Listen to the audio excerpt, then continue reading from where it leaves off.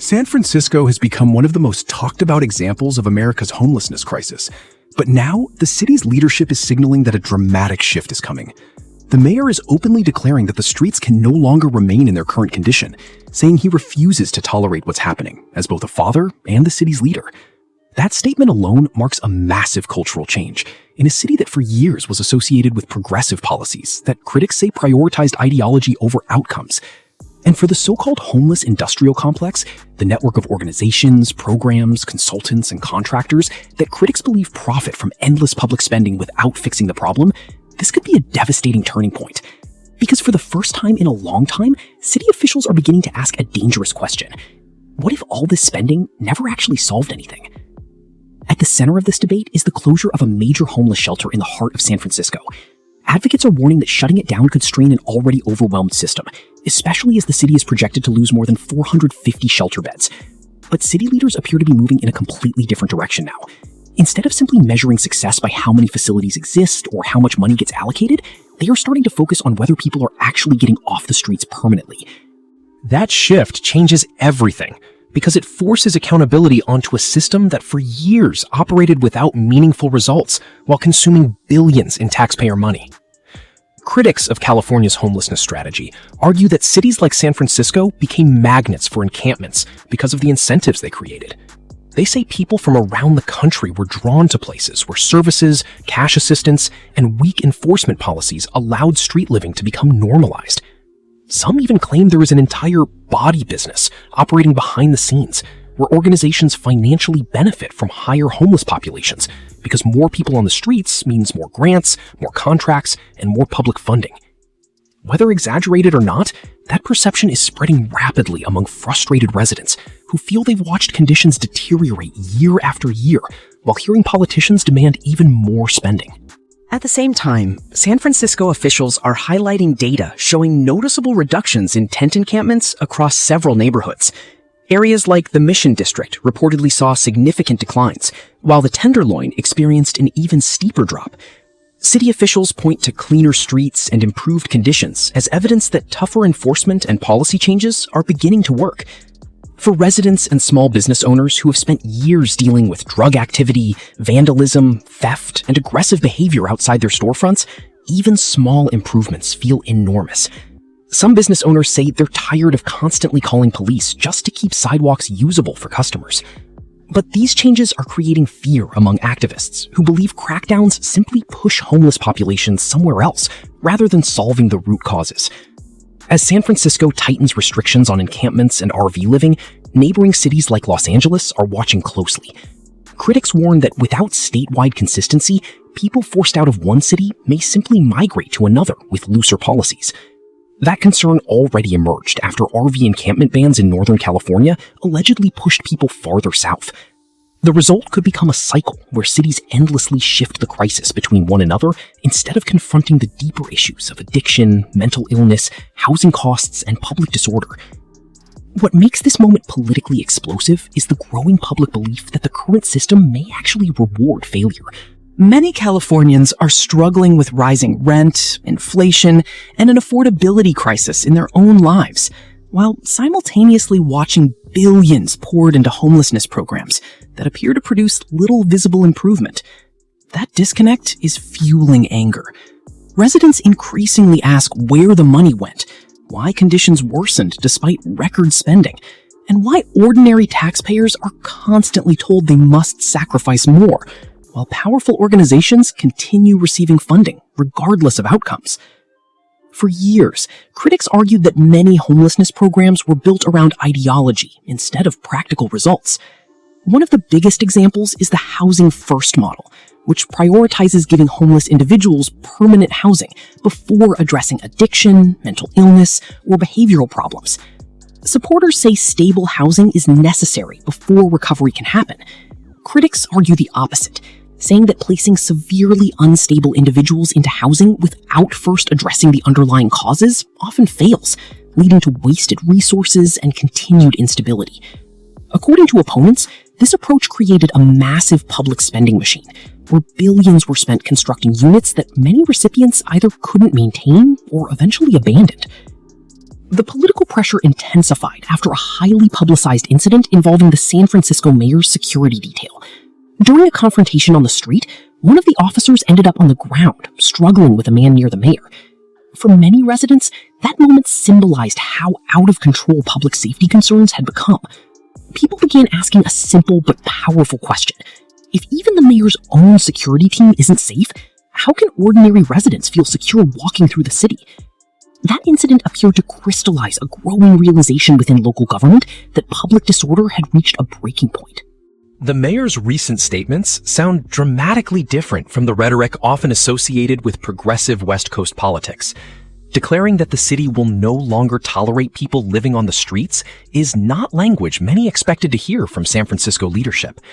But public frustration appears to have shifted the political landscape. Voters who once supported more permissive approaches are increasingly demanding visible improvements, cleaner streets, and stronger accountability.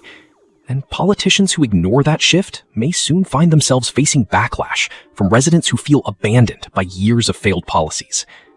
Los Angeles is now under the microscope as well.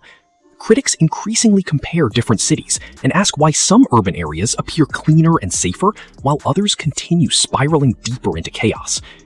Even celebrities and public figures have begun attacking local leadership over the homelessness crisis.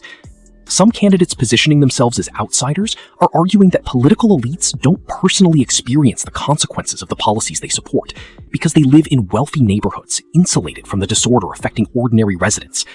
That message resonates with many frustrated voters who feel disconnected from the people running their cities. Journalists and independent creators also played a major role in shifting public perception. Through viral videos and on-the-ground reporting, they exposed scenes of open-air drug use, encampments, theft, and deteriorating neighborhoods that traditional media outlets were often accused of downplaying. As more footage spread online, many Americans began questioning whether the crisis was being honestly represented by officials. The internet shattered the ability to hide visible decline because millions of people could now see conditions for themselves through raw, unfiltered footage. At the same time, San Francisco's leadership argues that real reform takes time. Officials admit the city did not fall into crisis overnight, and therefore cannot recover instantly either. But they also acknowledge that billions were spent on strategies that produced disappointing outcomes. Critics say radical harm reduction policies often enabled destructive behavior instead of interrupting it. Supporters argue these policies were compassionate attempts to reduce overdose deaths and avoid criminalizing vulnerable populations. The debate now centers around whether compassion without accountability ultimately worsened the situation. One of the biggest changes underway is the introduction of new leadership within San Francisco's homelessness department.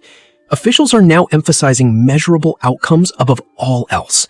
The focus is shifting toward moving people quickly and sustainably into stable, independent environments, rather than simply expanding shelters or temporary programs indefinitely.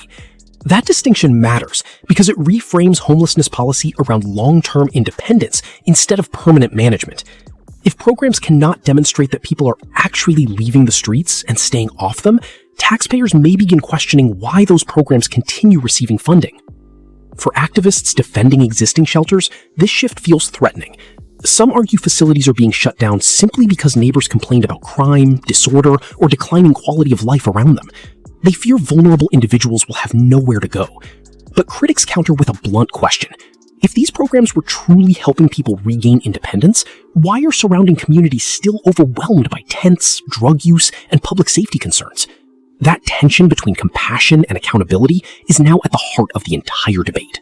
Another major factor behind these policy shifts is the changing federal environment. National political pressure has increasingly focused on restoring order to public spaces, reducing visible encampments, and reevaluating homelessness spending. Critics of existing programs say federal crackdowns on wasteful spending are forcing cities to confront uncomfortable truths about systems that consumed enormous resources without delivering meaningful change. As funding tightens, local governments can no longer endlessly expand programs without proving results. What frustrates many residents most is the perception that ordinary people were shamed for questioning these policies.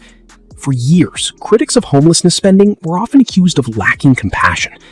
But many taxpayers now argue the truly uncaring approach was allowing vulnerable people to deteriorate publicly on sidewalks while calling it kindness.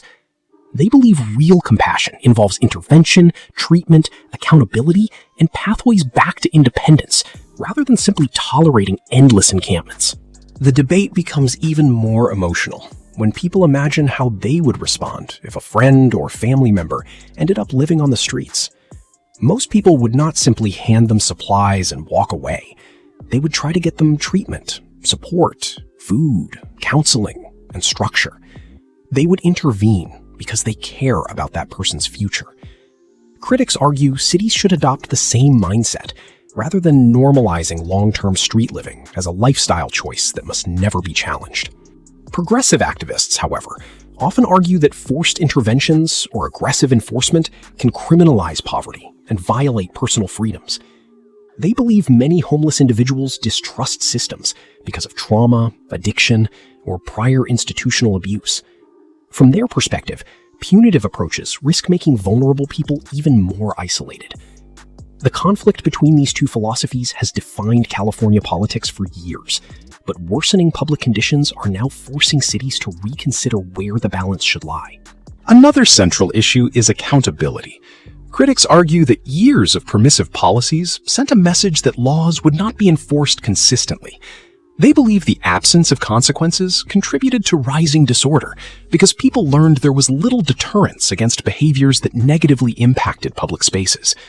Supporters of tougher enforcement argue that accountability is not cruelty. They see it as a necessary part of restoring both public safety and individual responsibility. At the same time, most people agree that enforcement alone cannot solve homelessness. Addiction treatment, mental health care, job placement, and rehabilitation services remain essential components of any long-term solution. The real argument is about sequencing and priorities. Should cities focus first on housing, treatment, enforcement, prevention? Every political faction answers differently, which is why consensus has been so difficult to achieve. In cities like New York, similar debates are unfolding around subway safety and public encampments. Critics of permissive policies argue that allowing people to live indefinitely in public transit systems or on sidewalks normalizes disorder and gradually erodes public confidence. They believe small violations, when ignored repeatedly, create an atmosphere where larger problems flourish. This philosophy echoes older policing theories that linked visible disorder with broader declines in public safety. For residents of struggling neighborhoods, these debates are not abstract political arguments. They are daily realities involving fear, declining businesses, unsafe sidewalks, drug activity, and deteriorating quality of life. Small business owners often feel trapped between compassion for vulnerable people and frustration over conditions hurting their livelihoods. Many say they simply want clean, safe streets where families, workers, and customers can exist without constant chaos.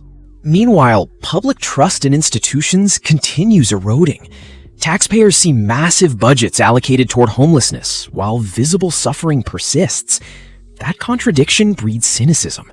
People start believing the system exists more to sustain itself than to solve the crisis. Whether entirely fair or not, that perception is politically devastating, because once voters lose trust, they begin demanding radical changes instead of incremental reforms. The term homeless industrial complex captures that frustration. Critics use it to describe a sprawling network of nonprofits, contractors, consultants, and political interests that allegedly profit from the persistence of homelessness rather than its resolution. Supporters of these organizations strongly reject that characterization, arguing they work under impossible conditions with insufficient resources. But regardless of intent, the public increasingly measures success by visible outcomes, not good intentions. California now stands at a crossroads. One path continues emphasizing harm reduction, housing-first strategies, and minimal enforcement. The other moves towards stricter accountability, encampment bans, and outcome-based funding. Neither side claims to oppose compassion, but they fundamentally disagree on what compassion actually looks like in practice. And as frustration grows, more voters appear willing to support dramatic policy shifts that once seemed politically impossible. What makes this moment historic is that cities long associated with highly progressive governance are openly reconsidering assumptions that dominated policy for years. Officials are beginning to acknowledge that endless spending without measurable improvement is politically unsustainable. Residents are demanding cleaner streets, safer neighborhoods, and systems that genuinely help people rebuild their lives instead of trapping them in cycles of dependency and instability. The larger national question now is whether San Francisco's changes will produce lasting results or simply relocate the crisis elsewhere. If visible conditions improve, other cities may follow the same path. If they fail, advocates for the old system will argue they were right all along. Either way, the debate over homelessness, public safety, accountability, and compassion is no longer confined to California.